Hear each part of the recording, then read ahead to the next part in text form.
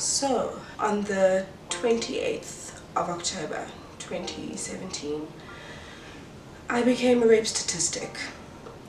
I was having a party in Bloemfontein at a place that was just recently opened, and a friend was like, I'll put you on a flyer so you can have your birthday.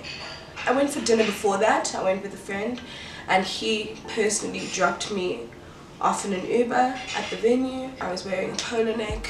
I was wearing a polo neck and trousers and these closed black heels. I got to the venue.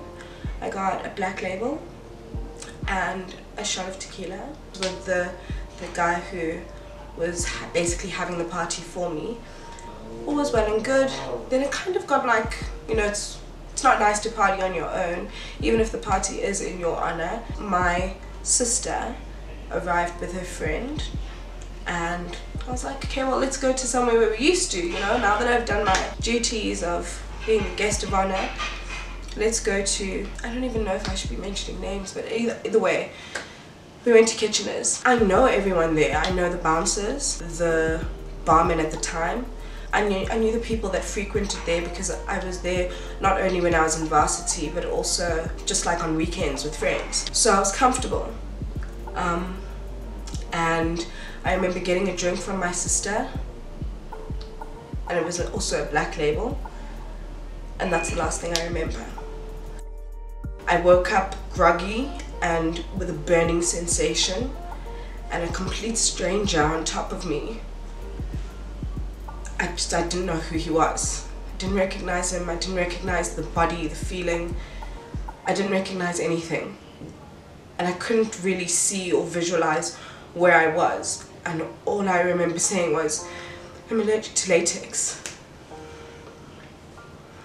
And he said, here's an Allergex. It's like, you know, someone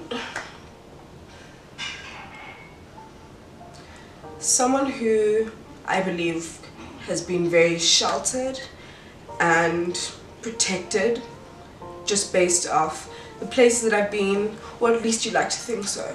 I just didn't think that a stranger wouldn't want to give me anything but an Allergex. You're saying it's an Allergex and you can see I'm burning. And maybe you didn't know it, but then at the same time, obviously you didn't know because we didn't have this conversation, and you would have known. So I took the Allergex and passed out again, and obviously, as he did the first time, he waited till I was unconscious. I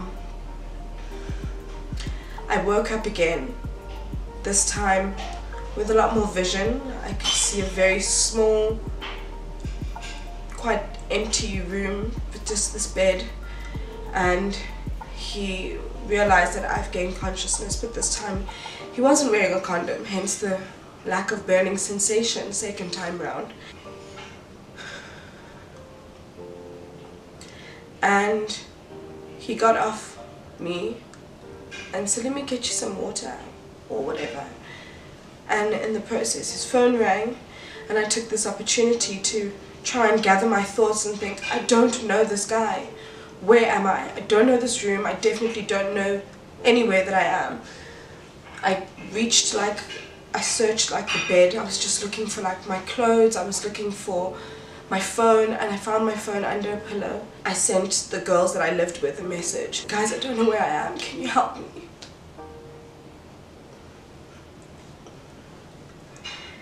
And they said, Lindy, you have to send us your location for us to help you.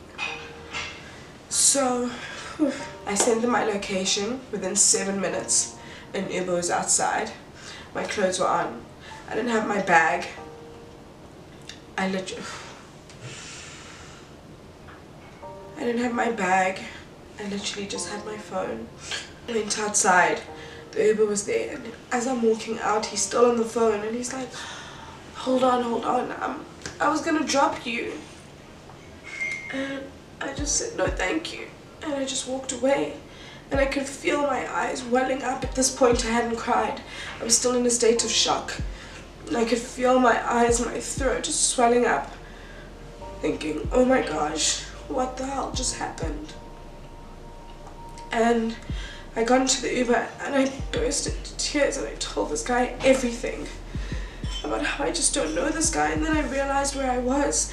I recognized the area. It was Norwood and my parents lived literally like down the road. So even if you weren't taking me home, you probably were taking me to my parents' home. If that was the plan. You know, you try and rationalize or make understanding of, I deliberately will make up so that I wouldn't cry, or to tempt myself not to cry, and I'm just messing it up. You try and create reasons or just things of understanding to just give yourself some clarity as to what happened. And I was just like, I'm in Norwood. Why didn't I go home? I got home. My parents weren't at their home, they were at mine, making decorations for my party. The whole reason I told my friends not to come the night before, because I was just like, we're all broke. They were coming to the Halloween party. That was a house party, it's more chill. They just didn't come the night before because I insisted they didn't. Obviously, big mistake. But you know, when your sister eventually arrives with a friend, like, you think you're safe. I couldn't bear to tell my parents what had just happened.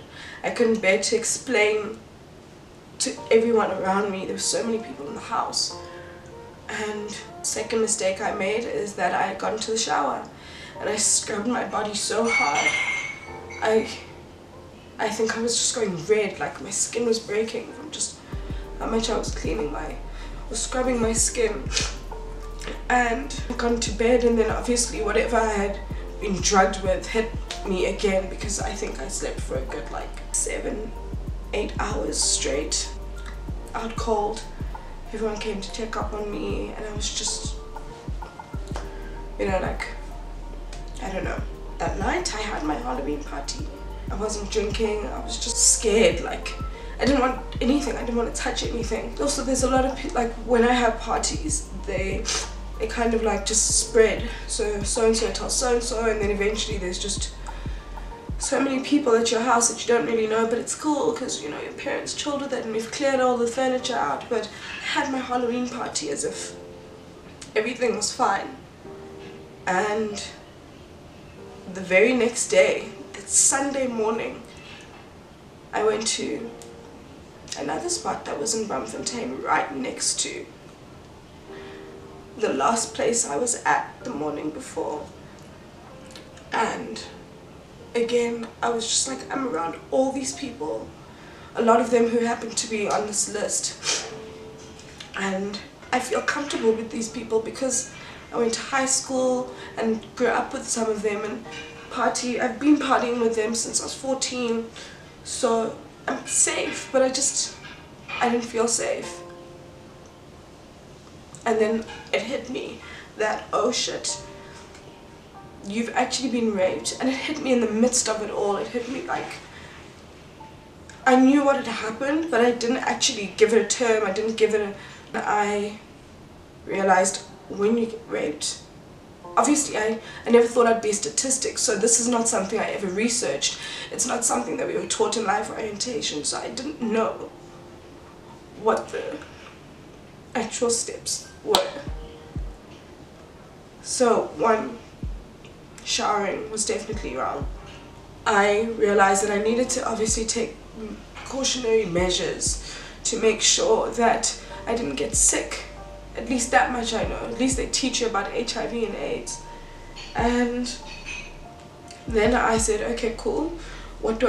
I told a friend of mine, and I wasn't working at the time, so I was just really, really lucky to have such amazing people around me. He spoke to his brother-in-law, who gave me a digital script, and I went and I got my PrEP, and I got antibiotics for any potential infection to combat or kill it immediately. I got the morning after pill, and you know, that should have been my first thing on that Saturday morning, but again, what I wanted. So I plucked up the courage to tell my parents, as well as the courage to go to the police. and I went to Norwood Police Station, and they were amazing.